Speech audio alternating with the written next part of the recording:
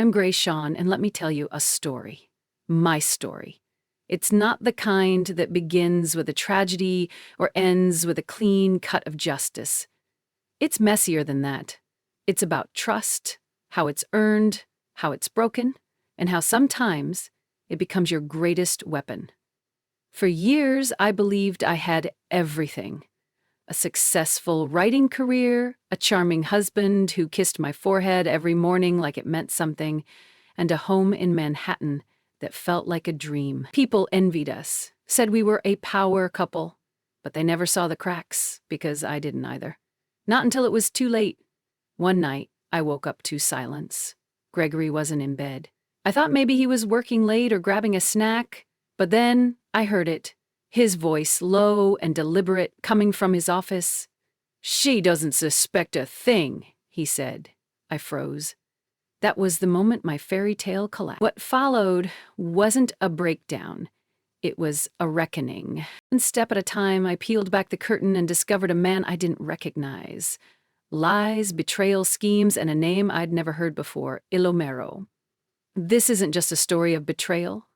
It's a story of how I took everything back. My name, my power, my future. And if you've ever trusted the wrong person, if you've ever felt the ground shift beneath your feet, then maybe this story is yours too. Let's begin. She doesn't suspect a thing. Those were the first words that cracked everything I thought I knew. It was nearly midnight in Manhattan, the kind of night when the city felt like it held its breath, soft, muffled, expectant. I had fallen asleep to the familiar rhythm of Gregory's breathing beside me, but when I rolled over, the space next to me was cold, empty. I waited, half expecting to hear the fridge open or the soft thud of his slippers across the hardwood floor. But instead, what I heard stopped my heart mid-beat. His voice. Not warm, not sleepy, not even rushed. It was calculated, low, intentional. I sat up slowly, letting my bare feet find the rug, the plush fibers grounding me as if the floor might give way. I followed the sound down the hall like a sleepwalker, heart pounding louder with each step. Our apartment, a restored brownstone in the Upper West Side, had always felt safe. Lived in, familiar. Now it felt like a stranger's home. The office door was almost closed, but a sliver of light escaped beneath it, casting a sharp line across the polished floor. I stood completely still, back pressed against the wall. His voice came through clearer now. "She's still in the dark, almost done, just a few more days." My breath caught in my throat. Every instinct told me to barge in, to demand answers, but something deeper, colder, told me to wait, to listen. I heard a faint chuckle from him, then silence. Footsteps. The door creaked open slightly. I darted back into the hallway shadows, holding my breath, and slipped into the bedroom just before he turned the corner. When Gregory returned to bed, he slipped under the covers like nothing had happened. His body was relaxed, his breathing even. He pulled the blanket over me and kissed the top of my head like always. I lay stiff, eyes wide open in the dark, pretending to be asleep. That night, I didn't sleep at all. I stared at the ceiling, thinking back on everything. The past 9 years, the small oddities, the way his phone was always face down, the moments when his smile didn't quite reach his eyes. My mind was racing, not just with fear, but with clarity. Something was wrong, and I wasn't imagining it. By morning, my world had changed, only Gregory didn't know it yet. I moved through the kitchen like a ghost. The scent of coffee, usually comforting now, made my stomach turn. Gregory was still upstairs, probably showering or doing his stretches the way he always did. I opened the banking app on my phone, something I had never thought to do before. He handled all of it. Bills, savings, investments. That was our unspoken agreement, trust. The app loaded slowly, or maybe my hands were shaking too much. When the numbers finally appeared, I felt like someone had reached into my chest and squeezed.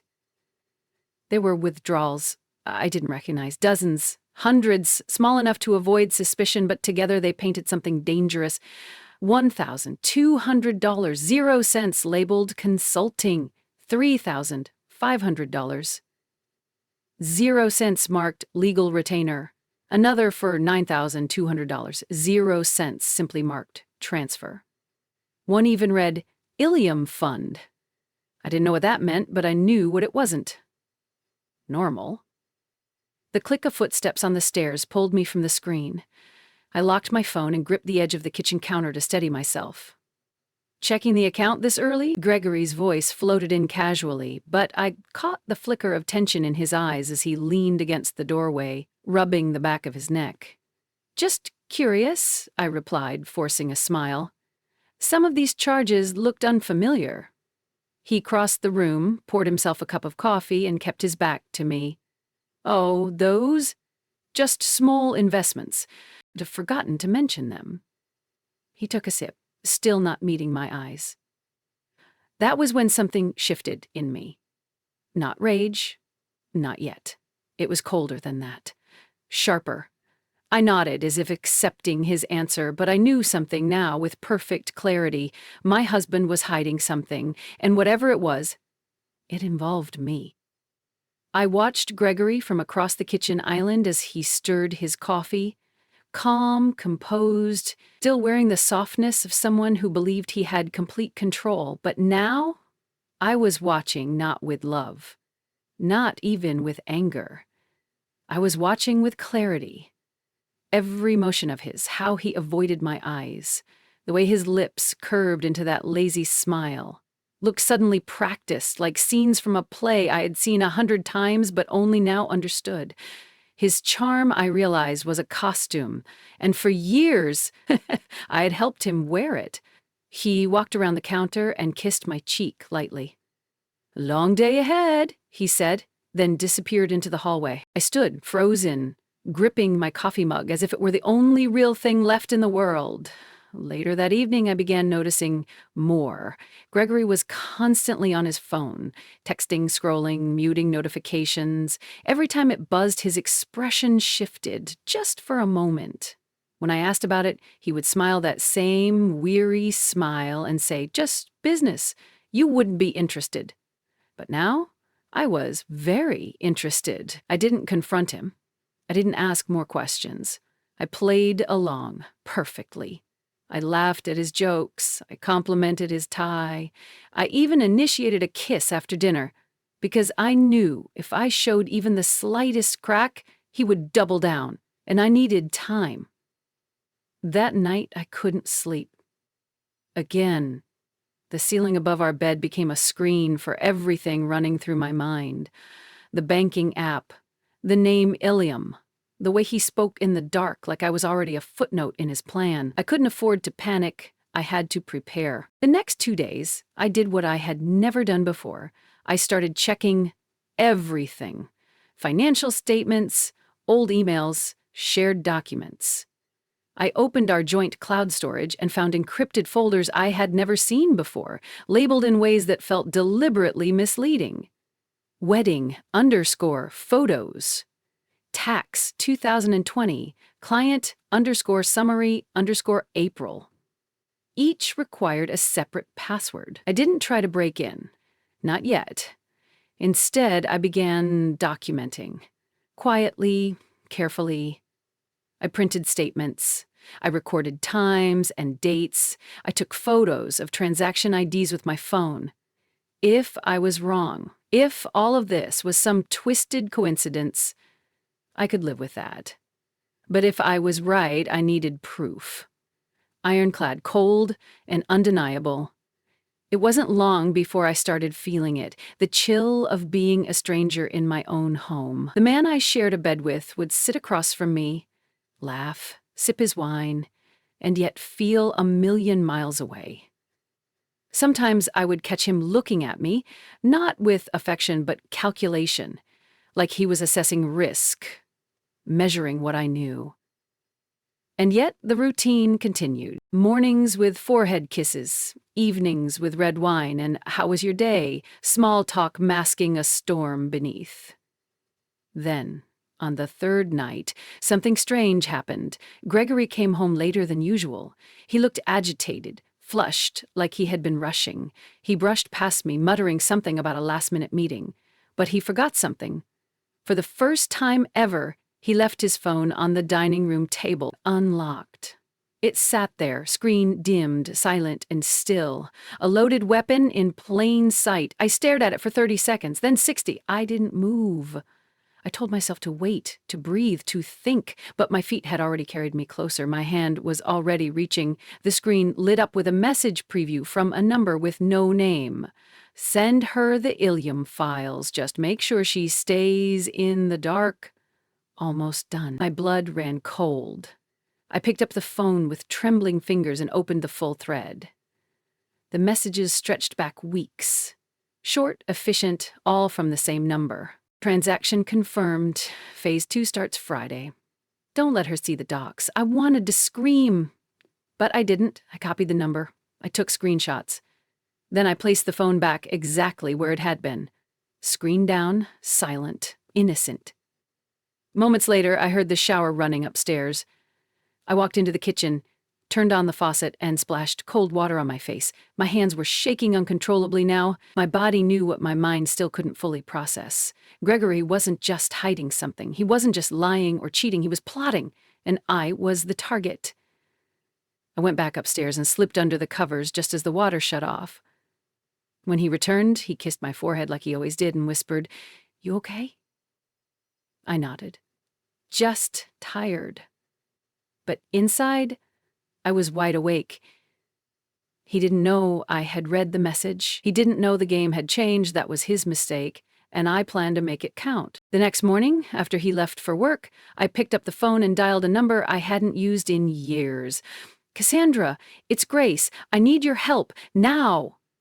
"Send her the Ilium files. Just make sure she stays in the dark." Those words wouldn't stop echoing in my head. I heard them in the elevator, hum in the clicks of my heels against the sidewalk, in the soft whoosh of passing cars. They trailed me like a ghost. Except this one wasn't haunting me. It was warning me. By the time I reached the coffee shop on East 83rd, my hands were ice.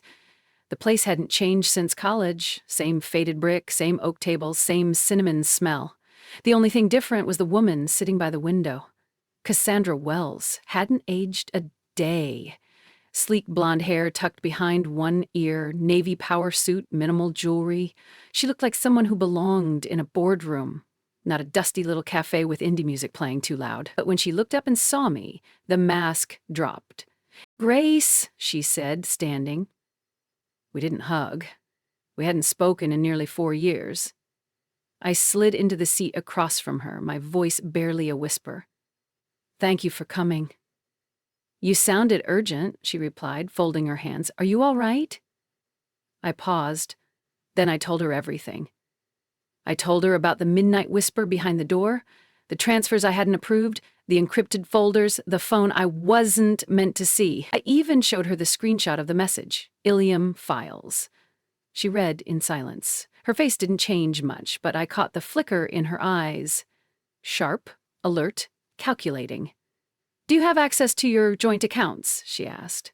"For now," I said, "but he'll notice I'm watching." Cassandra nodded slowly. "Then we move fast." She pulled out a small leather notebook, flipped a few pages, and began scribbling something. "Here's what we're going to do. You're going to transfer your personal royalties, investments, and the deed of your apartment into a trust, irrevocable, in your name only. I'll file it through my firm's satellite office in Vermont. He won't see it coming." I blinked. "That's everything?" "Yes. And if you wait even a day, he might make his next move before you can." "You said there were mentions of Phase 2? I nodded. "Then we don't have time." The gravity of it hit me all at once. This wasn't just suspicion anymore. This was real, legal, tactical. "I trusted him," I said, the words catching in my throat. Cassandra looked up. "And now you're trusting yourself. That's progress." For the next hour, she laid it all out. How to reassign asset titles, how to safeguard my future earnings, how to freeze discretionary accounts tied to Gregory without alerting him. She had done this before, for women who weren't as lucky to catch it early. "Start gathering documents tonight," she said, standing as she packed up her files. "And Grace, don't let him know you're planning anything." "I won't." Her gaze lingered. "Whatever you think you know about him, prepare to find out worse." I walked out of the cafe and stood on the corner of 83rd and Lexington, clutching the manila folder she had handed me. The city buzzed around me, but I felt like I was suspended above it, watching myself step into a new version of my life. That night, Gregory was his usual self. He brought home Thai food, kissed my cheek, made a comment about my latest book draft, asked how my day went. I smiled. I nodded. I told him I'd spent the afternoon outlining a new project. He didn't ask what it was about. After dinner, he retreated to his office. I waited until I heard the door shut before I moved. I opened the closet, pulled out our lockbox, and began retrieving everything: tax returns, property deeds, publishing contracts, retirement account statements. I scanned them one by one into my laptop, labeling each with the precision of someone fighting for her life. At one point, I found myself staring at a photo on my desk. Me and Gregory at our 5th anniversary dinner. We looked happy. At least I did. He was smiling, but now I could see it, the distance in his eyes. The performance. I turned the photo face down. By 1 a.m., I had compiled everything Cassandra needed. I uploaded the files to a private cloud folder she had created for me, protected by a 3-factor authentication system. Then I wrote a note in the file name: "Let me know when the fortress is built."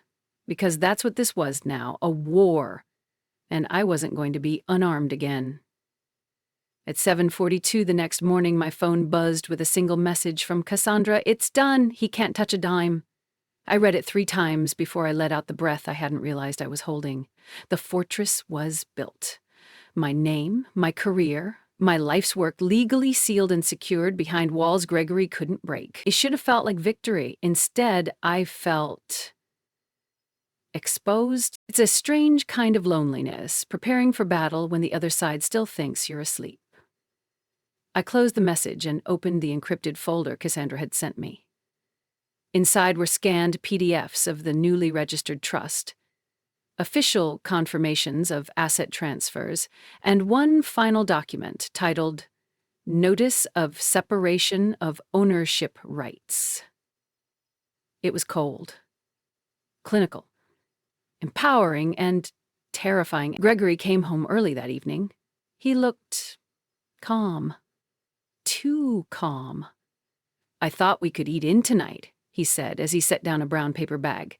The logo was from our favorite Italian place, the one we used to order from on anniversaries. I smiled. Sounds perfect.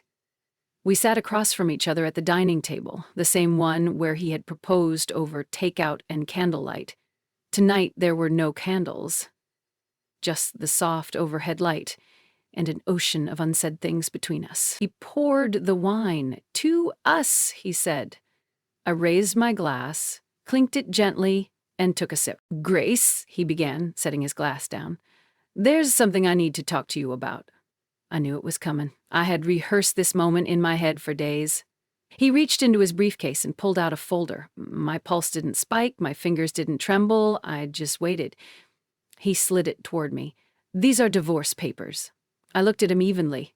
"Dated 4 days ago," I said, flipping the cover. He hesitated, eyes narrowing for just a second before his face reset. "I think it's for the best. We've been growing apart. I don't want it to get ugly." I stared at the papers, then back at him. This wasn't a conversation, it was a performance. He was too confident, too assured, because he thought I had no idea. I closed the folder, took a slow breath, and set it aside. "Before we go any further," I said, "there's something you should know." Gregory's posture stiffened. "What?" I leaned forward, my voice calm, deliberate.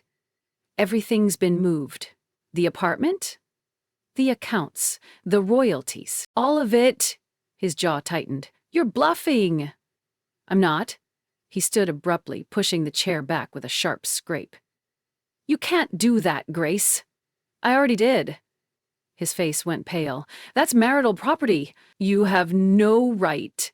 I had every right to protect what I earned. I cut in. And thanks to Cassandra, it's now out of reach. The room was so quiet I could hear the clock ticking behind me. He stared at me, searching for weakness. I gave him none. Life, I said quietly, is unpredictable. Isn't that what you used to say? He didn't respond. He just walked out, slowly, rigidly, briefcase in hand, face unreadable. The door closed behind him, with a finality that rattled me more than I wanted to admit. I stood still for a long time. Then I picked up the folder he'd left, flipped through the pages again. His lawyer had timed it all perfectly. Just not perfectly enough. I reached for my glass of wine and sat down, staring out the window at the skyline. It was over, at least. I thought it was. 3 days later, I started noticing things. Whispers in the office, side glances, awkward silences when I walked into meetings. Colleagues I'd mentored for years now avoided eye contact. At first, I thought I was imagining it, until my assistant Diana came into my office, her face ashen. "Grace," she said, placing a sheet of paper on my desk, "you need to see this." It was a printout of a post from an anonymous business forum, title in bold, "CFO hides funds during divorce, company being used for personal fraud," and below it, a comment that made my blood run cold. "I know who it is, Grace Shawn. Look into her." I looked up at Diana, heart pounding. "He's not done," I whispered.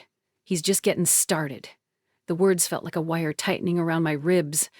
I held Diana's gaze for a long second before I looked back at the paper she'd handed me. It was grainy, like a rushed screenshot, but the damage was already done. There, in black and white, was my name, attached to an accusation I hadn't even imagined. Fraud, of all things. Fraud.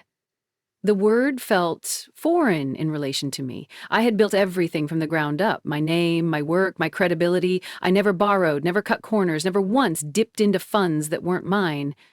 But now, someone, Gregory, was trying to rewrite my story. And the worst part was, I could already see how believable it looked from the outside. A soon-to-be divorced woman, CEO-level earnings, timing suspiciously aligned with financial activity. Perfect bait for a scandal. I walked over to the window, trying to focus. Outside, the city moved on like nothing had happened. But inside me, something was unraveling. "Where did you get this?" I asked. "Someone forwarded it to the general office email," Diana said, lowering her voice. "They said it's starting to circulate in private investor groups, of course. Not public, not yet." This was a warning shot. A threat. Gregory wanted to shake the foundation under my feet before coming for the rest. "Thank you," I said. "Please keep this between us for now." She hesitated, then nodded. Of course. When she left, I sat down at my desk and opened my laptop. My inbox was already showing signs. 2 vague meeting cancellations, a request to clarify some contract terms, and 1 email with the subject, "Concerns re-reporting integrity." He was poisoning the water. I stared at the screen, pulse pounding, then opened a blank document and began typing. A timeline. Dates, names, files. Everything I had uncovered. Every document Cassandra had secured. Every message from the anonymous number. I wasn't going to play defense anymore. That evening, I didn't wait. I went straight to Cassandra's office, unannounced. Her assistant barely had time to buzz me in before I was standing in front of her desk. "They're going after my name now," I said. Cassandra didn't blink. She just leaned back and said, "Tell me everything." So I did.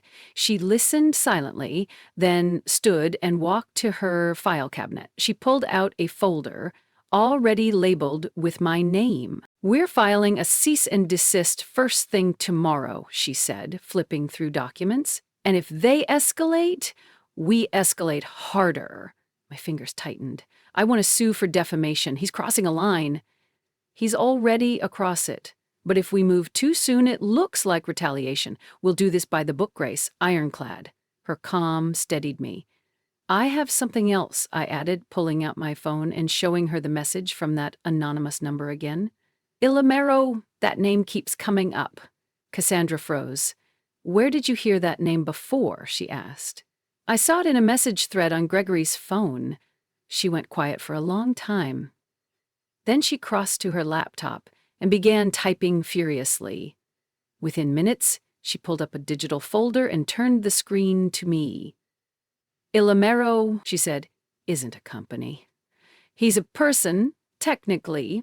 Real name Elijah R. Romero. No convictions. But he's been connected to at least 5 fraud investigations over the past 10 years. Shell companies, forged statements, always just clean enough to stay out of prison. The room tilted slightly. Gregory hadn't just turned against me. He had partnered with a professional manipulator. And now they're working together, I said flatly. Cassandra nodded. That's what it looks like. I sat back, a heavy weight settling in my chest. He's going to use this to force a settlement. Or scare you into silence? But I'm not going anywhere. She met my eyes, and for the first time since this all began, I saw something close to a smile. I know. She handed me a printed draft of the cease and desist letter.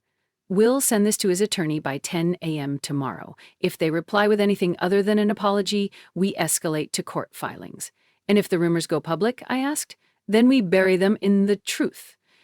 The next morning, just as I was about to forward the letter draft to my publicist, a new email popped into my inbox. The subject line read, Legal Complaint Gregory Sean v. Race Sean.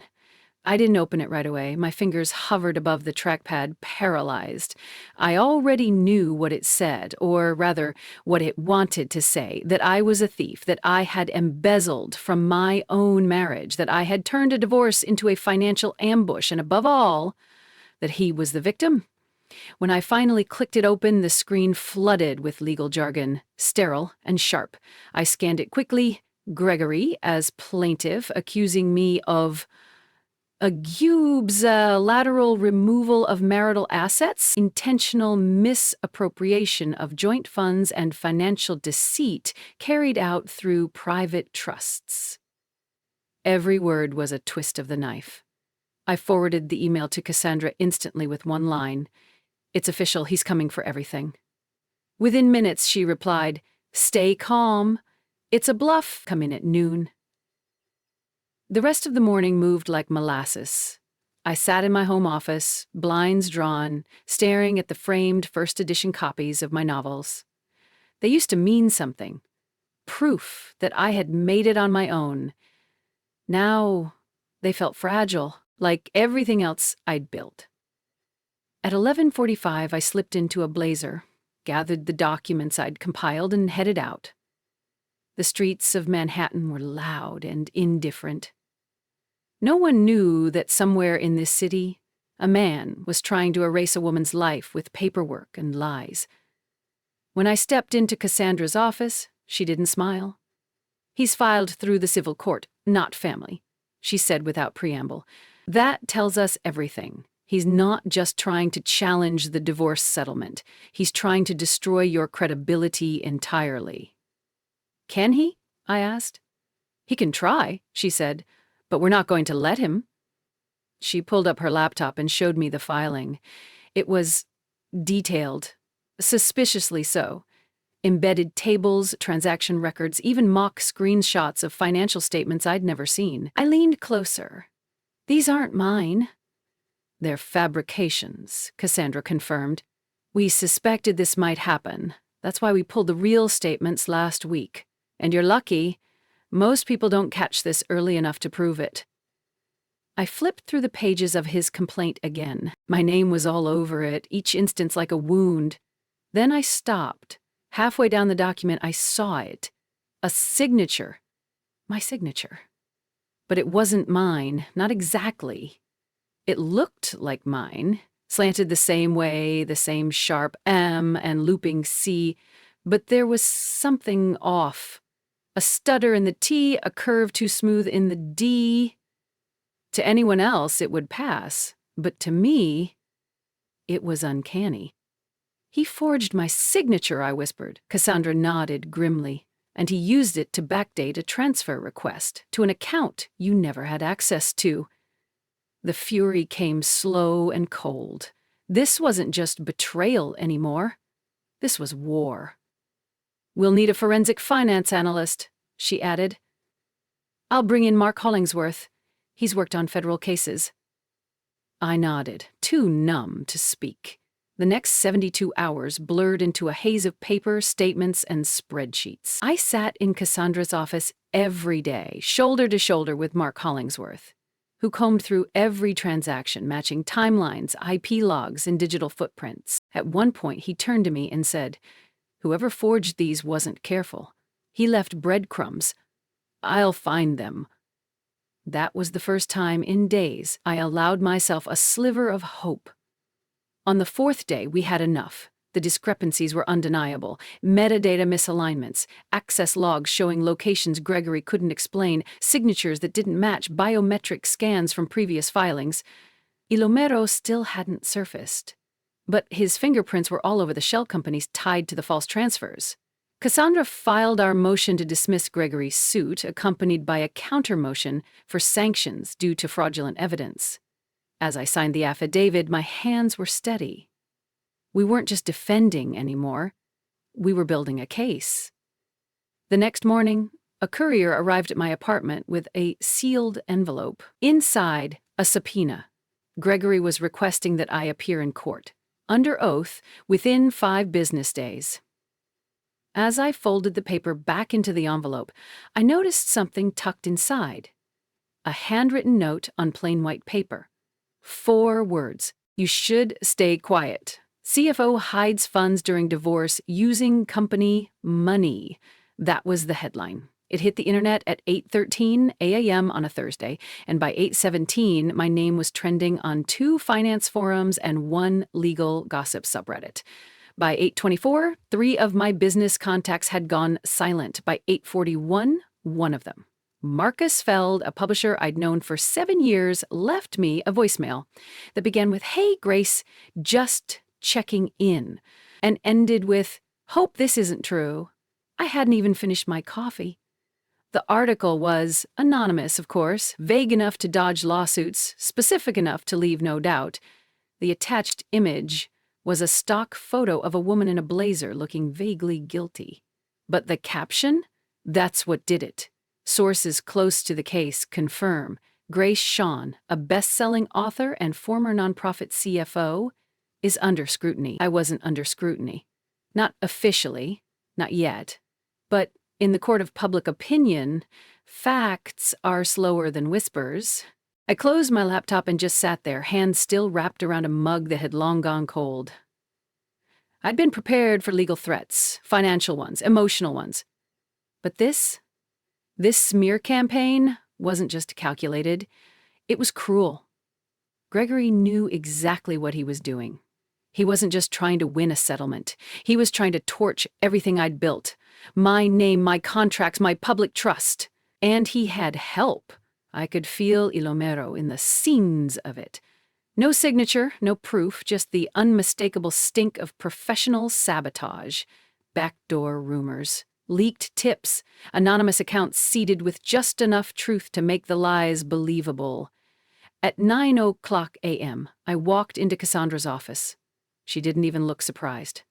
"He moved faster than I expected," she said, motioning for me to sit. "He's trying to ruin me," I said flatly. "He's trying to scare you into settling," she corrected. Big difference. She turned her laptop to face me. On the screen were 2 emails flagged confidential. Both were from third-party financial blogs asking for comments on the allegations. "They're casting the net wide," she added. "If we don't shut this down soon, it'll become the story." I hated how true that felt. "So, what do? "We fight fire with fire," she said. She picked up her phone and made 3 calls in 5 minutes. 1 to a forensic analyst, 1 to a crisis PR strategist, 1 to a tech investigator who specialized in IP tracking and digital footprints. Then she turned to me. "We're going to trace every breadcrumb they left behind, and we're going to prove exactly how the story was seeded." Her certainty gave me breath again. But as I sat in her office watching her outline the steps of the counterattack, a darker thought pressed at the back of my mind. What if it didn't matter? What if people had already decided who I was based on a headline and a rumor? "Do you think they'll believe me?" I asked. Cassandra paused. "Eventually," she said. "But right now, we don't need them to believe. We need to make them doubt. That's the first step to reclaiming your name." That afternoon, the tech investigator, a woman named Zadie Shaw, arrived. Young, sharp, quiet. She scanned the forum post in silence, then smirked. "They got lazy," she said. "I can trace the original IP that posted this article.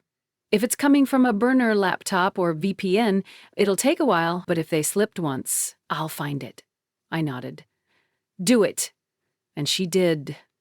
By 7:45 p.m., she was back in Cassandra's office with a report.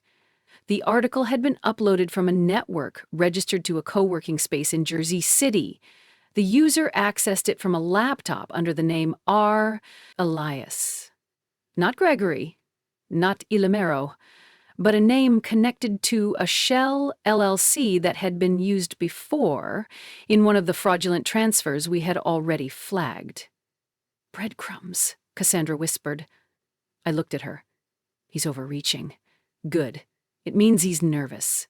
Just as I was leaving Cassandra's office, my phone buzzed with a text from an unknown number. "You think this ends in court? You're not ready for what's next?" There was no name, no emoji, no sign-off. Just pure menace, wrapped in a plain text box. And yet, I knew exactly who had sent it. Or at least, who had orchestrated it. Gregory wasn't the kind of man who did his own dirty work. He outsourced ruthlessness. And Delomero, he was the perfect weapon. No face, no trail, just chaos dressed up as strategy. I showed the message to Cassandra and Zadie. Cassandra's lips thinned into a hard line, but she said nothing. Zadie took the phone, scanned the number, then tapped into her laptop. "Burner," she said. "Rerouted through 3 different proxy layers, but they made one mistake." She turned the screen to show me an IP ping. Brief, unregistered, but locatable. It had originated near Brooklyn Heights just 2 hours earlier. "Can you trace it further?" Zadie nodded. "Eventually, but we're not chasing ghosts tonight. We're reinforcing walls."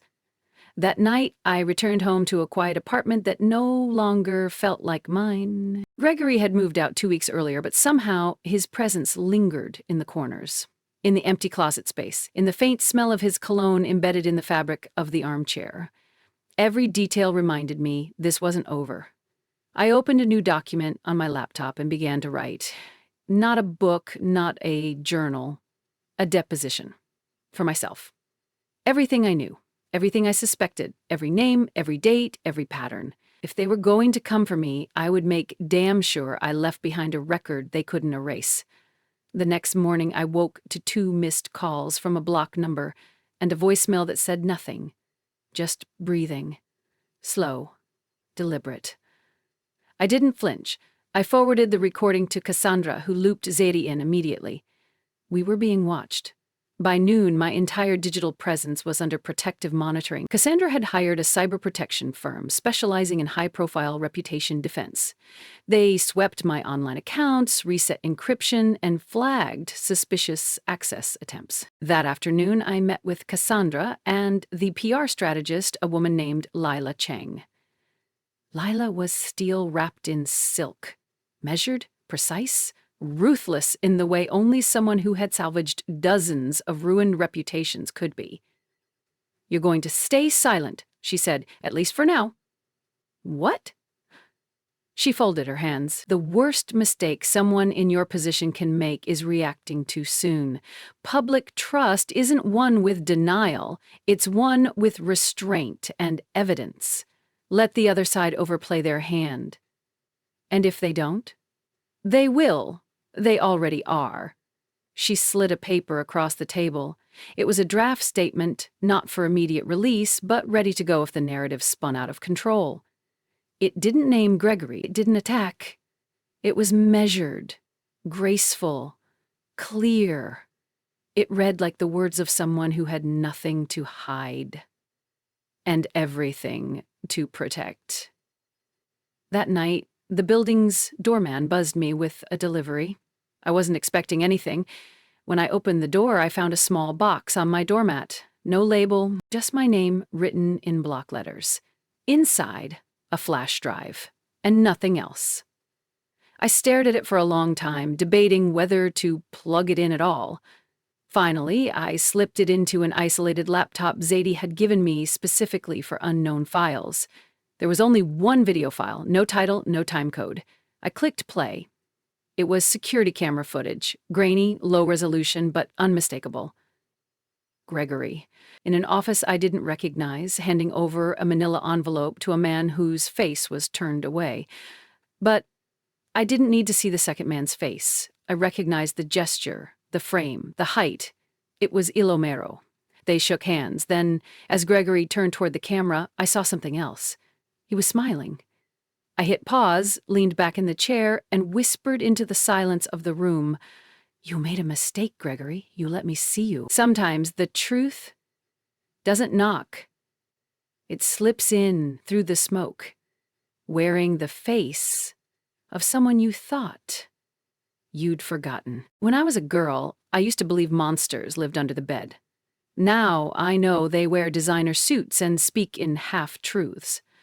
I hadn't seen Ilomero since the engagement party Gregory hosted in Connecticut 3 years ago. That night he shook my hand with the smugness of a man who knew secrets no one else dared to speak. He didn't look like a criminal. That's the thing about men like him. They never do. But now, after the footage, I couldn't stop seeing him.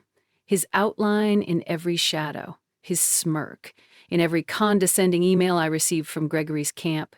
His presence loomed, quiet and calculated, behind every legal maneuver, every smear on my name. And so I hunted smoke. Zadie tracked his registered business, an umbrella firm tied to half a dozen consultancy shells. The addresses were polished, all glass and chrome, but the heart of his operation lay somewhere else. Somewhere untraceable, until I remembered the painting, a large abstract piece, charcoal smudges and red streaks, that hung in Gregory's old office. He used to say it was a gift, from a friend with complicated taste. I found it again, in a photo from our anniversary gala, zoomed in the corner of the canvas, scrawled faintly, "For G.I." Ilomero's mark. It was enough. We traced the artist, an underground painter who had exhibited only once in the past decade at a pop-up gallery in the meatpacking district. That gallery's owner, a woman named Nadine Cortez, who, according to Zadie's digging, had once been sued for laundering art through shell donations. Nadine was the thread. I didn't go as Grace Shawn, the author. I went as someone else. Hair pulled back, no makeup, oversized coat. Cassandra warned me it was too dangerous, that if Ilomero even suspected I was getting close, he'd vanish. But I needed to see it for myself. The gallery was still there, tucked between a defunct cocktail bar and a leather workshop. Inside, it smelled like old wood and fresh paint. A new installation was being mounted. Portraits without faces, shadows bleeding into brick. Nadine greeted me like I was nobody. That was good. I wanted her to underestimate me. "I'm looking for something by the artist who did this," I said, showing her the photo of the charcoal piece. Her eyes flicked to the screen just for a second. Then she smiled. "I'm sorry, we don't keep records that far back." I leaned in. "But you do remember it, don't you?" Her silence was my answer. I dropped a name. J. Shawn. He was the buyer. I'm guessing he wasn't your typical client.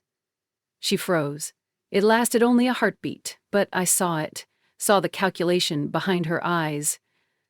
"I think you should leave," she said. Her tone suddenly clipped. I didn't move. "He's not who you think he is." "And you are?" I met her gaze.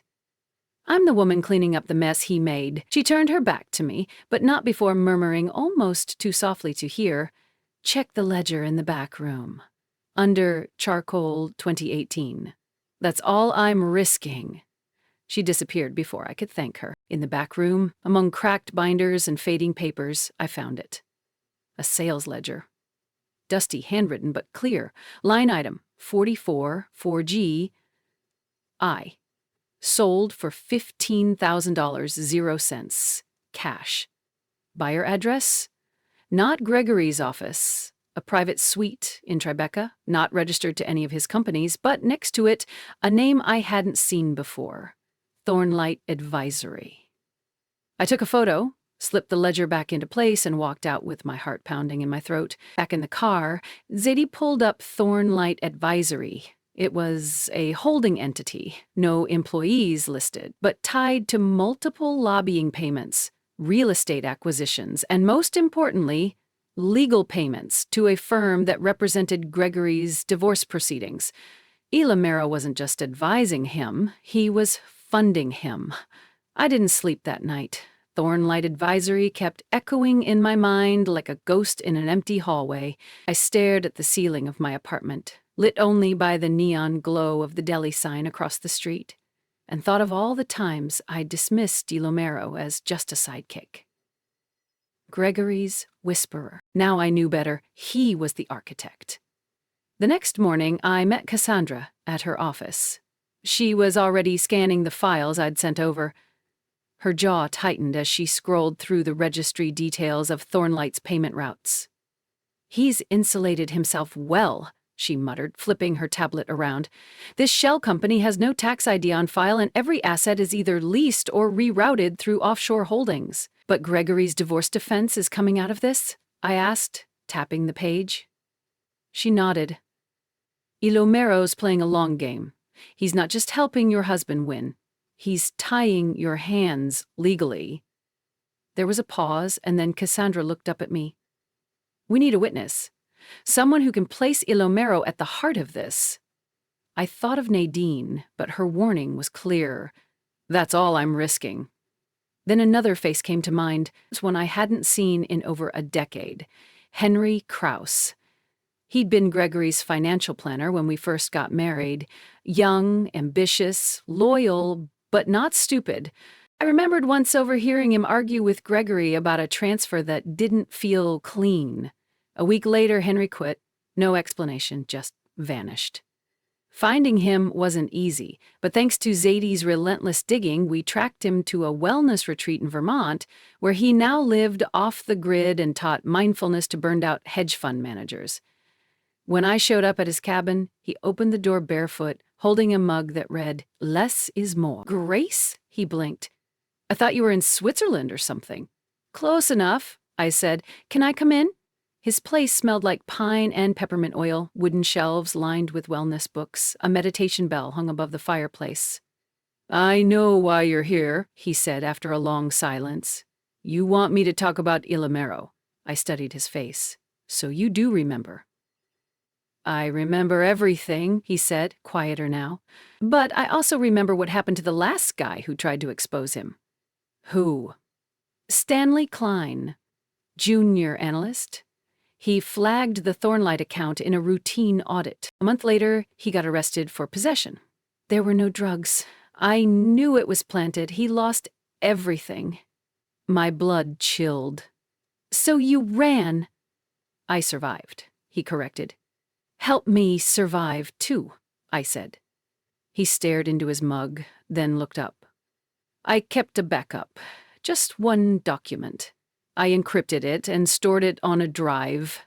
Buried it, literally." 10 minutes later, we were in his backyard, digging near an overgrown stone marker. He pulled out a rusted tin box, wrapped in plastic. Inside, a black USB drive.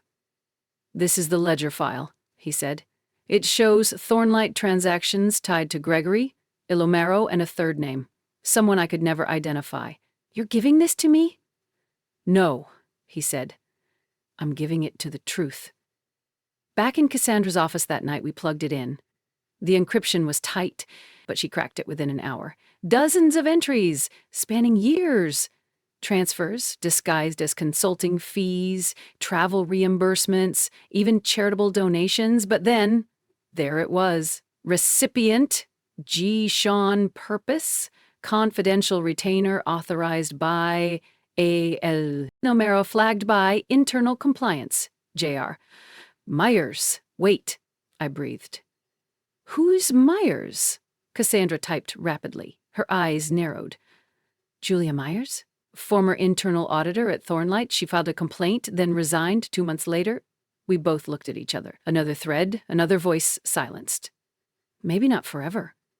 We need to find her, I said, lifting her phone. I stared at the screen one last time, my own reflection mirrored against the list of forged payments. Ilomero had built an empire of shadows, hiding behind suits and shell firms, smug behind the smoke. But I had something now. A match. And I intended to strike it. Just as I stepped out into the cool night air, my phone buzzed. One message. No name, just 3 words. You're getting close. They say justice is blind, but tonight I hoped she could at least hear me. The courthouse smelled like lemon floor polish and old paper. Even at this hour, the fluorescent lights hummed with sterile indifference. I sat alone on the cold bench outside courtroom 3B, dressed in slate gray, no distractions, no color, no compromise. In my hands was the USB. Not the original, God no, that one was now tucked away in 3 separate lockboxes spread across 2 states and 1 secure drive in a cloud that even Ilomero couldn't hack. This was the copy, the one that would burn the house down.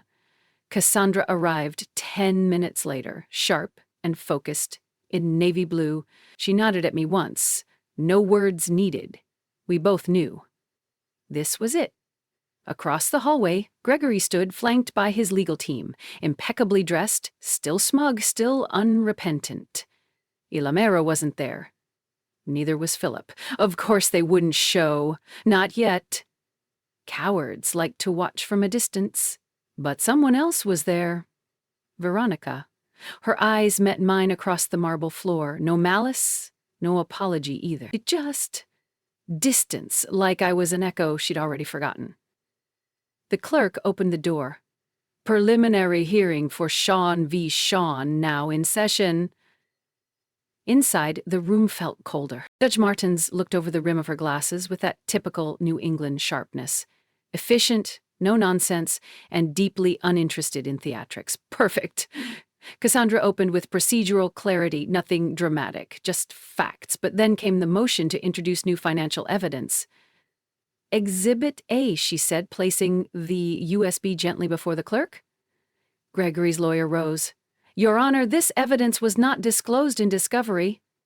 Because it was buried, Cassandra interrupted smoothly, in a shadow account, and we have a sworn affidavit from Henry Krause validating its chain of custody. The judge leaned forward. Let's see what's in it. They plugged it in. The silence was suffocating as the projector screen flickered on. Entry after entry displayed, dates, transfers, recipients. Gregory's name, Ilomero's, and then a third name lit up. Veronica Sean. My stomach dropped. I turned slowly to face her, but she was already frozen in place, eyes wide. Gregory was the first to speak. That's a mistake. She doesn't. Save it, the judge said curtly. Continue, Ms. Wells. More entries? More lies. A web so tightly spun it caught even the spider. And then came the message. Not from me. From Julia Myers. A pre-recorded video statement. Her face, pale and tired, filled the screen. She spoke slowly, methodically. I was the compliance officer at Thornlight. I flagged multiple transactions authorized by Alton Ilomero, including those benefiting Gregory Sean and Veronica Sean. When I refused to delete the records, I received threats. I resigned. But I kept everything. Cassandra clicked pause. Your Honor, she said, voice unwavering, we submit this as direct testimony under the Whistleblower Protection Act. I couldn't breathe. I couldn't blink. Because in that moment, as the judge scribbled notes and Gregory sank lower into his chair, I realized something far worse than betrayal. Veronica hadn't just stood by him. She funded him. The judge cleared her throat and spoke 5 words that froze the room solid. This now becomes a criminal case. The moment the word criminal was uttered, it was as if someone had shattered the stillness with a hammer. Gregory stiffened. Veronica's hands clenched around the edge of her designer handbag, her polished nails digging into the leather. My breath came slow, but steady. After all this time, the reckoning had begun, not in flames or gunshots, but with evidence, silence, and the truth made visible. Judge Martins looked directly at the bailiff. "Secure that USB. Notify District Attorney's Office. Ms. Shawn and Mr. Shawn will remain available for further investigation." Cassandra nudged a folded paper toward me under the table. I opened it discreetly. "Check your voicemail. Julia left something else." I swallowed hard and nodded. Gregory's voice broke the quiet. "This is outrageous. These files could be doctored. Julia Myers has a history of mental instability. You can't trust her." But even he didn't sound like he believed it anymore. Veronica didn't defend herself. She didn't have to. The numbers did that for her. And they didn't lie. The judge adjourned the hearing, and we filed out. My heels echoed down the marble hallway, each step a beat in the final march of a war I hadn't asked for but refused to lose. Outside, the sky had turned that dull New England gray, clouds low, heavy, rain threatened. I stood by a stone bench while Cassandra made a call to the DA. My hand slipped into my coat pocket. I put in one AirPod, opened voicemail. One new message. Julia's voice crackled through. "Grace, if you're hearing this, they've probably already dragged me into this mess. But there's something else. Check the email I forwarded you. It contains audio from years ago, back when Eleanor Wright was still alive. Eleanor Wright, the original trustee of my grandmother's estate. She'd died mysteriously, at least that was what I had always been told. The file downloaded. My fingers trembled as I hit play. The inheritance will bypass Gregory entirely. Veronica tried to interfere, but I've ensured it all goes to Grace. She deserves the truth. She deserves protection." And then, in the background, barely audible, another voice, harsh, whispering, "If you don't change it, Eleanor, you won't live to see spring." It was Gregory's voice, and the recording was time-stamped just 1 month before Eleanor's heart failed in her sleep. I sat down hard on the bench. My chest burned. The rage didn't roar. It seethed, low and steady. This wasn't just betrayal. This was premeditation. This was murder masked by civility and wealth. I turned to Cassandra, who had just hung up. "I need to file a petition," I said. "Forensic review of Eleanor's autopsy. And we need a subpoena. Gregory's phone records from the month she died." Cassandra gave a small nod, her lips pressed into a tight line.